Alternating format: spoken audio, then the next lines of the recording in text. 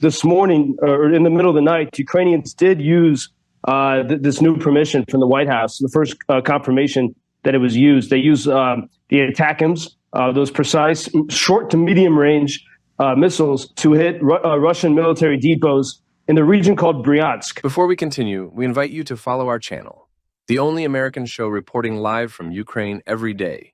Earlier today, the U.S. Embassy in Kyiv shut down over a potential air attack threat. Joseph Lindsley is in Kyiv. Let's get more from him right now. The American delegation says they received a warning of a potentially significant Russian air attack on the Ukrainian capital. Joseph, what is going on there right now? Hey, Bob. Well, we just had an all-clear alarm a few minutes ago. So during the air raid alarm, nothing actually happened. And, there was a sense, when you get a message like that from the U.S. Embassy, it creates a sense that we're all supposed to die today. I mean, what else are people supposed to think? And yet, probably one of the few places in Kyiv that's not open today is the American Embassy. A smattering of other embassies followed the American actions. The British Embassy is still open, by the way. Keep calm, carry on. And everything else is open, and everything's quite normal here today. And, it's very rare to see such a message from the U.S. Embassy. I wonder, and my question I would be if I was in the White House press corps is, when they make such announcements, do they consider the optics? Do they consider, will that create panic? What are they trying to achieve with that? It would be a worthwhile question. If we remember back in it was late January 2022, so before the full-scale Russian invasion, the Americans were the first to flee Kyiv, almost a month before Russia's full-scale invasion of Ukraine. They fled. We held on in Saigon longer than they did in Kyiv. Those images of the helicopters leaving the embassy in Saigon. We were there in a much more extreme circumstance, and almost I wonder if, when there's announcements like that from the embassy, it almost seems like a green light for Russia to do something. And it creates this structure. This is all, if you look at pretty much every article about this and all the tweets about it, it's structured as, clearly Russia is going to retaliate because the Biden administration gave Ukraine permission to strike back. And so that's sort of the way the narrative is structured. And we've seen this before. We saw, every time, back in the summer of 2022, Jake Sullivan, President Biden's national security advisor, said that Ukraine could not receive ATACMS, these very precise American weapons, because that would cause World War III. Well, by 2023, the White House sort of grudgingly had agreed to give Ukraine ATACMS, and that was more than a year ago. And, we don't, when Ukraine hit the headquarters of the Russian Black Sea Fleet in Sevastopol, Crimea, they used the very precise British Storm Shadow missiles. That was a pretty big blow on Russia. And instead of Russia had a lot of bluster in response, but they didn't actually, there was no major attack on Ukraine following that. Instead, Russia had to devote its resources to moving its navy to a safer place, to a port on the Russian mainland.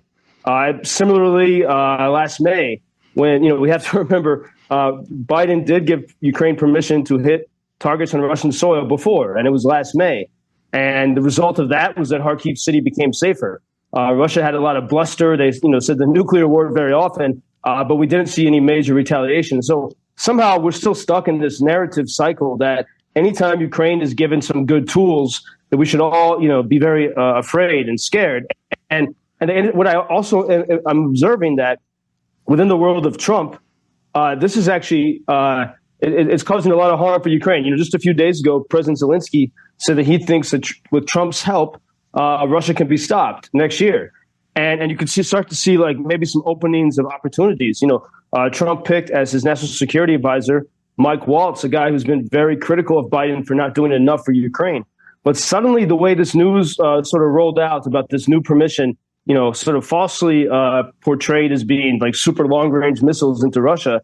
Now the momentum in Mar-a-Lago is that, look, Biden is out of control, creating World War III, and we need to do everything to stop this. And so it's really shifted and messed around with the narrative. And I think with with some progress Ukrainians were making in the world of Trump. So I think a lot of I mean, look, as I speak, the line could be cut and we could have there could be a nuclear bomb here in Kyiv. I mean, okay, anything could happen, but I don't see people here panicking whatsoever, and people have already been through so much. And so it's curious. It's a curious situation, curious optics, and we should know that this morning, or in the middle of the night, Ukrainians did use this new permission from the White House, the first confirmation that it was used. They used the ATACMS, those precise short to medium range missiles to hit Russian military depots in the region called Bryansk. And some people are saying, "Oh, see, it's deep into Russia." Well, Bryansk it borders the Kursk region, so it's not so far from where Ukrainians are on the ground in Russia, and it's basically it's almost the same region. It's like the difference between Milwaukee and Chicago, and so it's not really that sort of. It's definitely not a long-range deep strike. It's very targeted and very precise, and so I think we see a lot of sky is falling rhetoric, but here, in Kyiv, I can say everything's calm and feels pretty normal. So interesting to hear the view from Ukraine. And Joe, you're always very good about filling us in on stories the media misses. And I came across something yesterday. I can't believe I didn't hear more about this. Israeli troops are finding large troves of Russian weapons as Israel advances its invasion of Southern Lebanon. And this confirms some longstanding suspicions in Israel that Hezbollah is enhancing its fighting capacity with the help of sophisticated Russian arms. To me, that's a big story. Yeah, it's a big story. And I think one reason why it gets ignored in America, because in sort of the American political divisions, the people who tend to support Israel for some reason oppose Ukraine and vice versa. And, that's not the reality among Ukrainians. They support Israel and they realize that Hamas and Russia are allies. And another thing that I think Americans, including defense people in the defense industry and the Pentagon, are missing. Ukrainians and Russians both are developing technology very rapidly with drones. And guess what? The Chinese and the North Koreans and Iranians and Hamas, they're paying attention. But Americans are not watching and not learning from the Ukrainians, while those who oppose America are actually learning a lot because they're present, near the front lines here. Joseph Lindsley in Kyiv. Joe, keep calm and carry on, I guess. I'm not fleeing Kyiv, so I hope we'll talk tomorrow. We will, for sure. Thank you very much. Thank you for introducing Ukraine on your social media pages. That's very important that much more people can get more information about the situation here and how everybody can help Ukraine to stay stronger and to save all the world. Що сказав?